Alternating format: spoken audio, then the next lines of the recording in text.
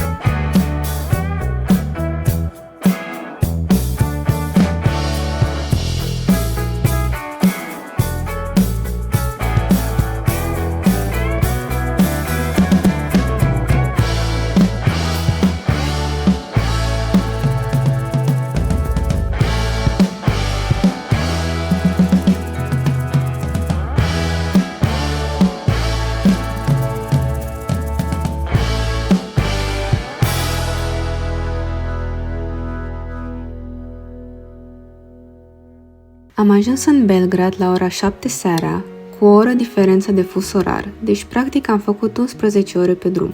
A doua zi am vizitat orașul Belgrad. Pentru a ne deplasa prin oraș, am folosit transportul în comun, iar plata am făcut-o prin aplicația Beograd Plus. Un tichet de o zi pentru toate zonele orașului costă aproximativ 1,3 euro și este valabil 24 de ore de la achiziționare.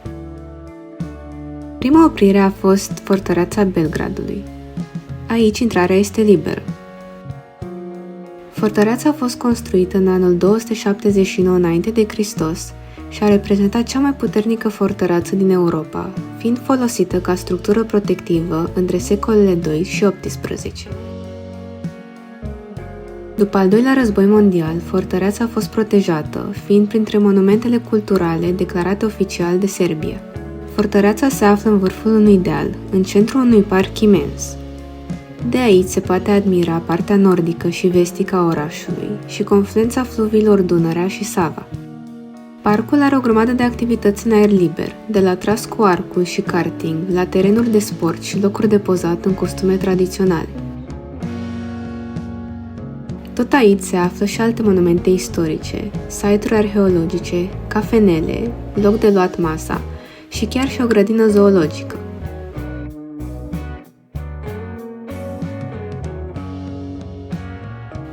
Printre monumente se numără și Biserica Ruzica, care este cea mai veche biserică din Belgrad și este ascunsă în lateralul zidurilor cetății. Întâmplarea a făcut ca tocmai în acea zi să fim și martori la o paradă moto.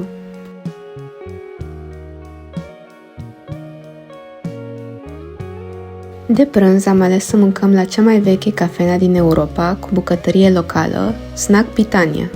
Am comandat mâncarea lor tradițională, plejcavița. Locația restaurantului este chiar puțin mai jos de parc.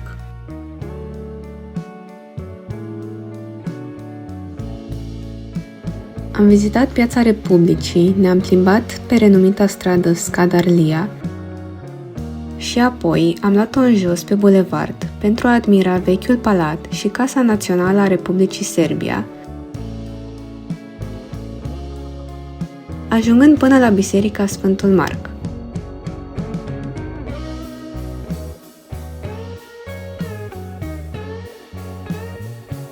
Ne-am relaxat puțin în parcul de lângă biserică. Apoi am continuat cu vizitarea Bisericii Sfântul Sava. Această biserică este absolut impresionantă. Fiind ridicată în secolul 20, întreaga structură este realizată din marmură și are un aspect foarte impozant în stil bizantin. Intrarea este liberă. Astfel s-a încheiat vizita noastră în Belgrad.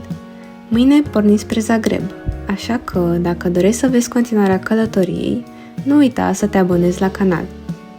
Mulțumim pentru vizionare și pe data viitoare!